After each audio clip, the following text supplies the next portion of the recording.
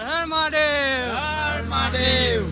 અમે ઇલાવટી કાશી વિશ્વનાથ અને પલ્લી વેદનાથ કાવડ યાત્રાએ જઈ રહ્યા છે. આજે અમારો બીજો દિવસ છે. કાલે અમે સવારે 10 વાગે નીકળેલા હતા અને અમારી 53 કિલોમીટરની પદયાત્રા પૂરી થઈ ને અમે ગુમાનદેવ મંદિરમાં રોકાયા હતા. આજે સવારે ભગવાન હનુમાનજીના અમે આશીર્વાદ લઈને અમારી કાવડ યાત્રા ફરી શરૂ કરી છે. હર મહાદેવ.